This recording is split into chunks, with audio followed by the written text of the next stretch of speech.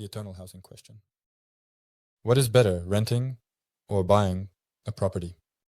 In this video, I want to fundamentally explore this question and help our viewers make this difficult decision, because most people, as you said, buy an apartment once, maybe twice in their lifetime. Therefore, let's help them in this video, support them and advise them on what decision to make. You know, while you were asking that question, I immediately got a great idea. And even a kind of background on where this question came from, why you're asking it, where it originated, like why you even said it in such a stereotypical way. Yes, that's to the maximum. I'm just a voice of the people, you know? Yes. And look, I think I know why you asked it. Isn't it the case that in the past, people used to live and work in the same place, buy property there, and live in that property for 20, 30, 50 years? But now, when the world has become very, very flexible and changeable, this question seems to become irrelevant. I'll tell you why. Because first of all, yes, real estate is expensive everywhere. In all countries of the world, it is expensive. And where it seems cheap to us, for the local population, it is also expensive. And here, the question is really about mortgage money. Yes, whether to buy on credit or to rent, which is better. Because if you have cash, you can buy property instead of living in a rental apartment. Yes, because now, under the current global conditions, real estate is very easy to sell in almost every country. And you can buy it, live in it for a year, 2, 3, 5, during which time your life goals, life plans, life circumstances, or family composition may change, and anything else. And you can change countries, and you can sell this apartment and with that money buy an apartment in another country, for example. Well, if the price there allows it. What I'm saying is that you can do this, and it's always profitable. Usually it's not the case that tomorrow will be cheaper than today. Most often. Real estate is becoming more expensive all over the world. And therefore, if we're talking about cash, the question doesn't even arise. It's clear that living in your own place and even selling it for a few % less. What if it becomes cheaper? What if, right? It's very unlikely. But even selling it for a few % less in a couple of years is more profitable than paying rent all this time. And here then, this question, how should it sound? Isn't it profitable for me to buy an apartment with a mortgage, but do I need to, and is it profitable for me to tie myself to this country, this residential complex, this city, for 20, 30 years? I think that's the main fear. Great. You've watched up to this point, which means you're really interested in business in Poland. Support us by liking this video, leaving a comment, and subscribing to our channel. And if you are really set on doing business in Poland, we can help you with that. Firstly, in the format of training, we have a great educational product for starting and running a business in Poland. Secondly, consultations. And thirdly, back services, company registration, sole proprietorship, and setting up business processes. Below the video, you will find all the links, and let's continue watching the episode. This one, and do you know which one? I'll throw some fears at you now. Interesting people write their own in the comments. We'll read them. The first is the fear that you park your life and your money in specific walls. The second is the fear that, as we had in Ukraine, prices might go down. That is, they can really go down a lot. And therefore, it's the fear of making a mistake, of making the wrong choice. Right? What other fear? Well, these are the two main ones, yes? Making a mistake and that you kind of tie yourself to a specific location. Usually, the people who lose money are those who take loans not in the national currency. This is what I see in Poland. It was like this with the pranks. They are still in court. It's been 15 years already. Some people couldn't repay these loans, and so on. It turns out that only now some mistakes in the banking sector have been acknowledged. Calculations, yes, some kind. There were some incorrect calculations. Yes, that's why people started paying more. They had to, and so on and so on. The same goes for all the loans in Ukraine that were taken in dollars. Especially when I remember living in Ukraine, the dollar was at 8. I still remember that time. I mean, when I was already conducting some transactions not just being a child. I had 2 hryvnias, but when I was already working, earning a salary, the dollar was at 8. Then it suddenly went to 16, then to 20 something, then even to 40. I remember it was even 40 something for a while. And when you have a mortgage loan in dollars and you suddenly need to pay 4 or 5 times more than you did yesterday, then yes, that's a big problem. We're talking more about Poland now, and I'm well versed in this. In Poland, the dollar exchange rate is always more or less stable. So it wasn't like it cost 3 and then suddenly 10. That didn't happen. It differs by a few tenths. On average, it's been 3.8 recently. Before that, it was 3.9 for 1 year, even half a year it was 4.5, but that's only because there, who do we have? The FDA raised the rates by 1%. All over the world, in fact, the dollar became more expensive. It was artificial. But overall, yes, 3.8, 3.9, that's about the rate. If you look at the history of this country over the last 15 years, it has always been 3.8, 3.6. That was the rate. It hasn't changed. This instills some trust and stability in this currency. Probably, yes. And overall, Poland has enough money, a lot, to maintain even an artificial exchange rate for many, many years. Therefore, when you start to understand the specifics of the market a little, it doesn't seem as daunting. And here we return to the question, what should I do if I take a mortgage here for many years, but I want to move to another country, or I change jobs? I mean, you understand, right? I don't want to be tied to this specific apartment for 20, 30 years.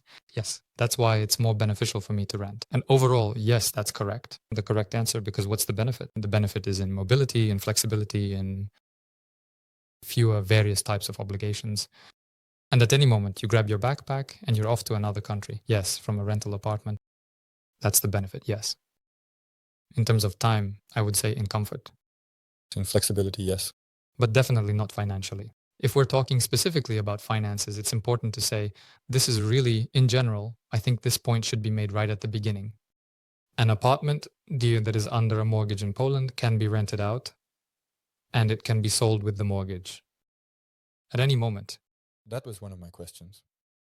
This is a super important thing. Why does your flexibility remain? Because firstly, in Poland, the demand is incredible. And secondly, it can be sold with the mortgage without any problems. And most likely more often than not, usually more expensive than you bought it for. Due to the fact that it simply increased in value over those couple of years while you were paying off the mortgage. Yes, sometimes even in a couple of months. Okay, good. Let's now consider a scenario. I have an acquaintance. He is renting an apartment in Warsaw. And with the current average mortgage rate, which is now 7.5% in Poland, I mean with all the insurances, it turns out that over 30 years, you end up paying for 3 apartments of that value. That's one. And secondly, the rate is such that the principal of the loan you pay is more than the amount my acquaintance pays for renting an apartment. Roughly speaking, for the same apartment he's renting, he would be paying a loan. Right now it's 7,000 zlotys, and he's renting it for 5,500. We can somehow shake up this scheme, spread it out. Yes, actually, it all logically looks like paying for this apartment is less than owning it with a mortgage. Well, yes, it's like a 2,000 zloty, $500 difference. Yes, a $500 difference. You just own this apartment, paying off the mortgage, you spend $500 more per month. More, yes. So that's established. Yes. And overall, it's a great question. It concerns a lot of people. And look, where's the actual benefit here? If you just go to work, have a calm and measured life, which I congratulate you on, I envy you. In principle, yes, that's what people strive for. Yes. Then you have, and you still see your life here, right? Probably, I think, overpaying. The same $500 a month and ending up paying twice as much as the apartment actually costs over all this time is more beneficial, because in 20, 30 years, you will have an apartment that will also increase in value over those 20 years. That is, it will no longer be worth the money you bought it for, but most likely it will be 2 or even 3 times more expensive in 20 to 30 years. That's an apartment. And then you look at your capital, and you have, for example, an apartment. You bought it in 23 for $1 million at 50 years old. Let's say at 50. 53, let's say she's standing with you. There, 3 or 4 million, maybe 5 million hypothetically. Like, okay, I have 5 million in my hands. Yes, I worked all my life and so on, but if you had been paying rent all the time, well, probably. Let's calculate. $500 that you save, multiply by 30 years, that's 360 payments. Using a calculator, you can easily calculate that over 30 years or 360 months, you will save $180,000 by setting aside $500. If you rent an apartment, you don't pay for it. $500 more expensive. So let's calculate. If I bought an apartment for $1 million and after 30 years it's worth 4 or 5 million, let's say over 30 years I earned an additional 2 million zlotys plus inflation, it doesn't matter. In general, I can sell it for 3 million. But if I paid a little less for the same apartment, if the monthly payment saved me $500 monthly, yes, I saved $180,000 multiplied by 4, roughly 760,000 zlotys I saved, which is more profitable. Plus 2 million or 760 saved. Okay, let's calculate how much that is in annual percentage. Look, again, using a calculator. The calculator gives us the information that it's approximately 6.6%, 6 to 10% annually. 6.6. That is, if we now take the official inflation this year, generally around 3.5%. By personal feelings, about 7 to 8% to be continued. So actually, even taking a mortgage for 30 years and paying it off, you are essentially preserving your money from inflation. That is the same capital. But in the future, yes. So you live in your own apartment. That's important, yes. It's flexibility because at any moment, at any moment you can change. The city, the house, the street, the country you live in. So it's very simple. You have no such attachments at all. Obligations? Yes. On the downside, all the money you give out, you just lose it forever. So it's just a payment for a place to live. And on the contrary, when you pay little by little for your own place, it's still potentially yours. You can always sell your own place and take out the capital from there, most often more than you invested in it. So the main advantage is the preservation of capital, not always to make a profit. Because again, how can renting be more beneficial? It's when you don't invest a large sum of money in an asset that, as we calculated, gives you 6.6% annually.